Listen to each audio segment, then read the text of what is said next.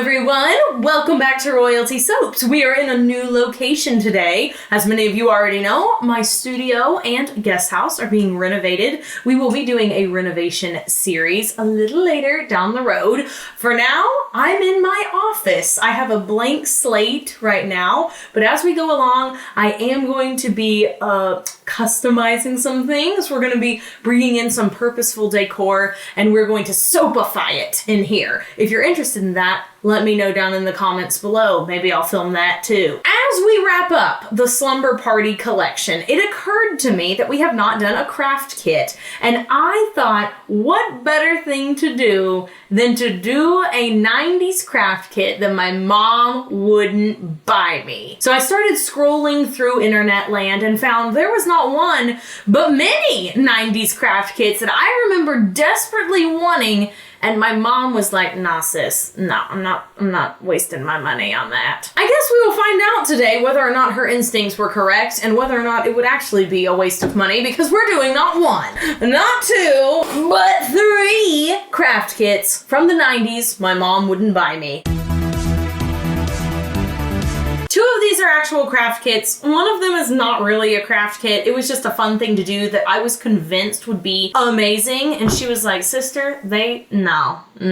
So we have here Craftastic's Fairy Potions. I really wanted something like this for obvious reasons. If you've ever been on this channel before, you probably understand. It's glitter, it's fairies, you display them like an apothecary. What's not to love? It says on the back, includes 15 magical recipes left by fairies. We might have to do this one first. Next we have rock painting. You know, whoever did this was a marketing genius. They were like, hey, we've got leftover paint from these other craft kits. Let's throw some rocks in the box and tell kids that they could paint them. My mom would not spend money on this. She was like, no, if you want to paint a rock, go get one from the backyard. I have acrylic paint here. Oh, well, I'm doing it today, Ma, whether you want it or not.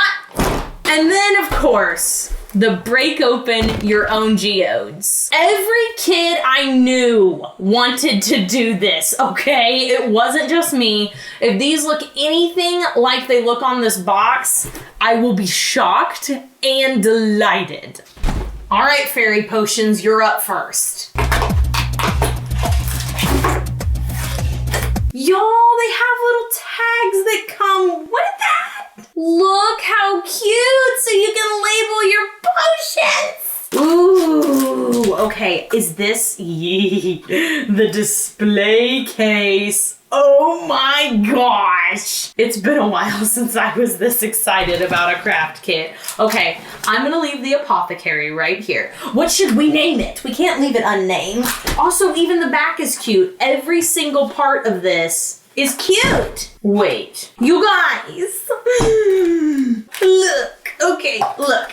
Okay, here's the box. Here's the box, right?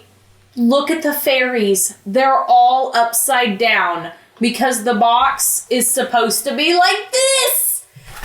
How could they do this to me? Maybe I can pop this out. Maybe I can. Okay, confirmed. They just slid this in the wrong way. So I'm gonna open up all of these tabs. I'm gonna slide it back around. Everything's gonna be fine. Okay, so now that I fixed that, all the fairies are where they should be. I'm gonna set up my little apothecary right here. I have decided to name it Magic Meadow Apothecary. No, wait. Now I'm changing my mind. We should do something soap related. So like maybe bubbles. Magic Bubble Apothecary. The Dryads Bubble Apothecary with a nod to Anne Shirley from Green Gables. Oh man. They have big jars and they have little jars. And these are made out of plastic so they won't break. And if they fall on the floor, because I am clumsy, no problems. 5 big jars, 4 little jars. That is how many they are supposed to have. I don't know why they wouldn't make it even. Now I have all these little extra bebop goodies. I think these are to go on a necklace if you want to make them. We have all these little glitters. I know y'all probably think I'm hamming it up over here, but I'm legitimately excited. Fairy potions. They've named the glitters. sea sparkles, fairy dust, sugar plum flakes, moon crystals, lucky petals, and shooting stars. I'm obsessed. I cannot with this. The instructions seem really straightforward. So then we have all of the fairy potions. And at the end of the book, we have more magical experiments that you can do at home with ingredients that you have in your pantry. It's the magic fairy book that keeps on giving. The first thing that I'm gonna make is Willow the Welcome Fairy's welcome potion because this is the first one in the book. A pinch of moon crystals. Which one is that? Moon crystals, that's the white one. I will do my best to pinch. A pinch! 1 spoonful of sugar plum flakes. 1 spoonful. Gosh, these are pretty. 5 pieces of unicorn hair.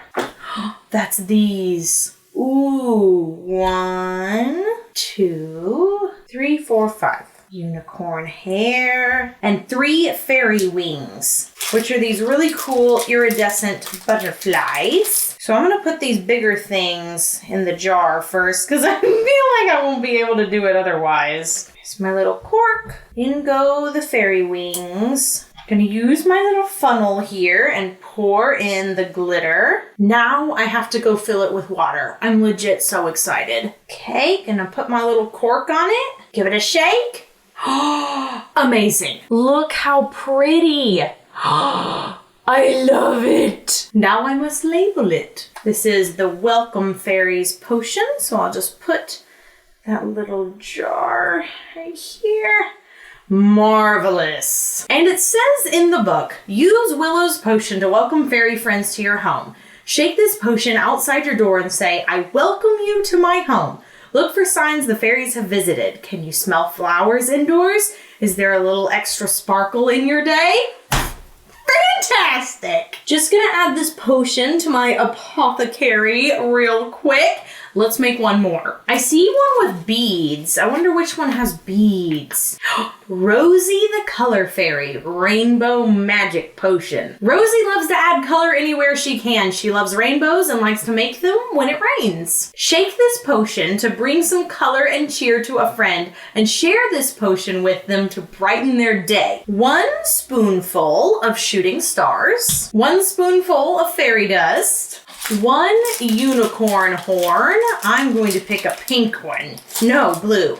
Pink. Blue it is. And 6 rainbow gems, 1 of each color. Okay, so to the bottle, I'm gonna go ahead and add the gems. We're going to add our strand of unicorn hair. Wow, so pretty. Water time. Well, this one is super pretty and super fun. Look at that. We're gonna put our little rainbow magic sticker on it now. Put that in our little apothecary.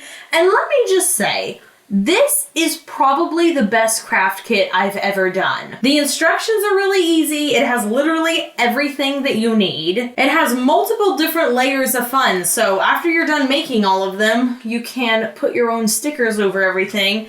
You can take this with you because you can shut the front up. This is something I feel like children would actually play with after they've created it. Where I know sometimes with certain craft kits, the fun is the kit and then you're kind of done. This is something people would really want to play with. Like, this is part of imaginary play. So I can't rate this highly enough. I'll leave you guys a link down below. I got it on Amazon.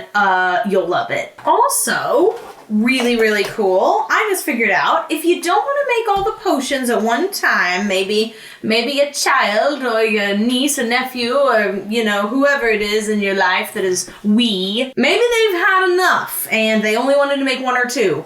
All of the everything fits in this box, so you can just store it very nicely, very neatly, and then bring it back out to make some more. I don't know what I paid for this, but it was well worth it. And I can just tell y'all, like I said before, this is the best craft kit I've done so far, unless the Painted Rock kit or the geodes bring it in for first. All right, Rock Kit, what you got? Ooh, it's got tattoos. More tattoos?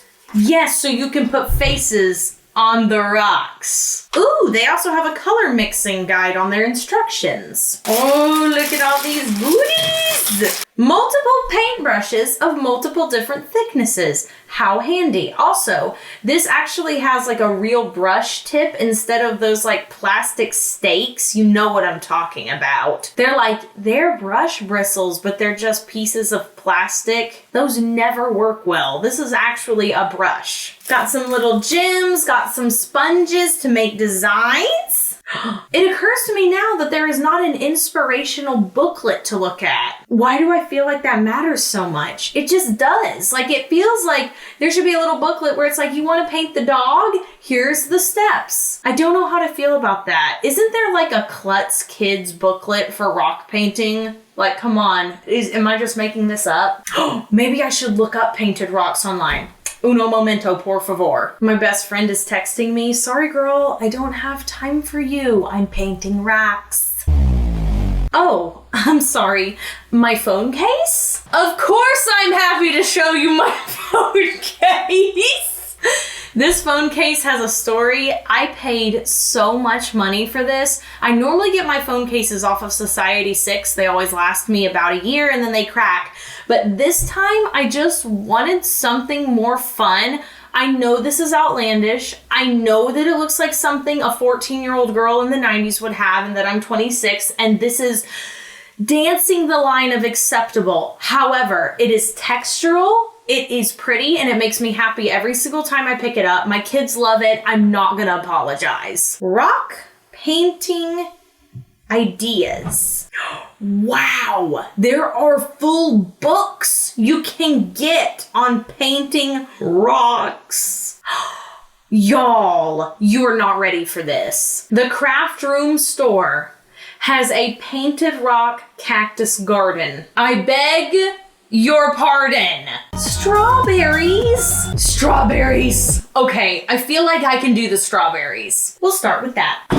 First, I've got to find a rock that will work as a strawberry. It could be that all of the rocks in here are too round to do a strawberry, but let's hope for the best. Wow, such unique shapes. These are not just ordinary rocks, okay? I'm so excited. Okay, so none of these shapes really say strawberry to me. Well, maybe this one. This could be a strawberry, right? Y'all are all over there like, I don't know, Katie, this is weird. Y'all wanna watch me paint?